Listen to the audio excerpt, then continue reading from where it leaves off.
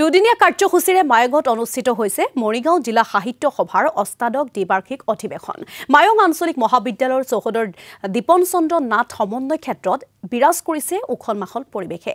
৩৩খন পতাকা উত্তোলনেৰে আৰম্ভ হয় অন্তিম দিনাৰ কাৰ্যসূচী। কাৰ্যসূচীৰ অংশ হিচাপে উলিওৱা হয় বাৰেৰহণীয়া সাংস্কৃতিক শোভাযাত্ৰা।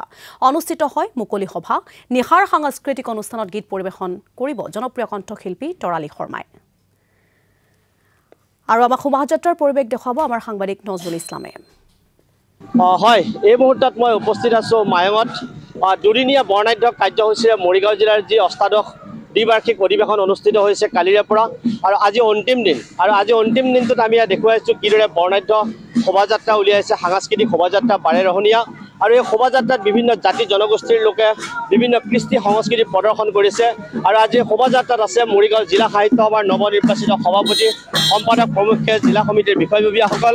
আৰু এই শোভাযাত্ৰাত আমি দেখুৱাইছোঁ কিদৰে বিভিন্ন কৃষ্টি আৰু সাংস্কৃতিক দলসমূহে প্ৰদৰ্শন কৰিছে। এয়া চাওক, আমি পোনপ্ৰথমতে কিছু ভিজুৱেল দেখুৱাবলৈ চেষ্টা কৰিছোঁ। খুব সুন্দৰ এটা পৰিৱেশ। এয়া আমি দেখুৱাইছোঁ গোসাঁই উলিওৱা তিৱা, লালিলাং, কাৰ্বি, বড়ো বিভিন্ন জাতি জনগোষ্ঠীৰ এটা খুব সুন্দৰ পৰিৱেশ এটা গঢ় লৈ উঠিছে ইয়াতে।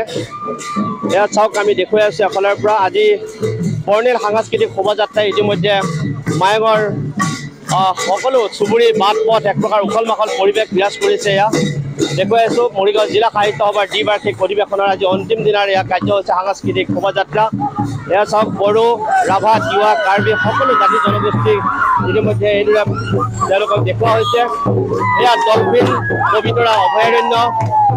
মায়ং যিহেতু ডলফিন শিশুৰ কাৰণে বিখ্যাত, এয়া পবিতৰাৰ গড় প্ৰতীকী ৰূপত প্ৰদৰ্শন কৰা হৈছে। আদিম মানৱ দেখুওৱা হৈছে ইয়াতে।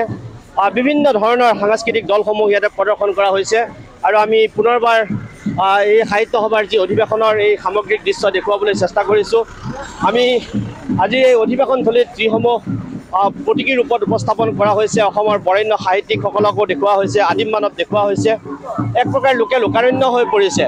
সমগ্ৰ মায়ঙৰ ৰাজপথ এতিয়া লোকে লোকাৰণ্য হৈ পৰিছে।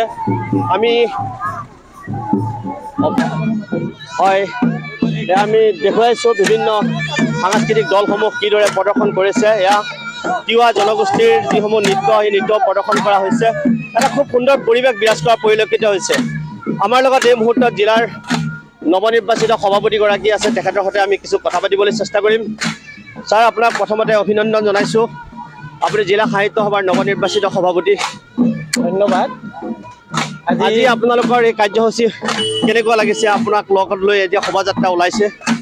অতি সুন্দৰ ব্যৱস্থাপনাৰে মৰিগাঁও জিলা সাহিত্য সভাৰ অষ্টাদশ দ্বিবাৰ্ষিক মায়ং অধিৱেশনৰ আজি দ্বিতীয় দিনাৰ কাৰ্যসূচী সুন্দৰৰূপে ৰূপায়ণ হৈছে।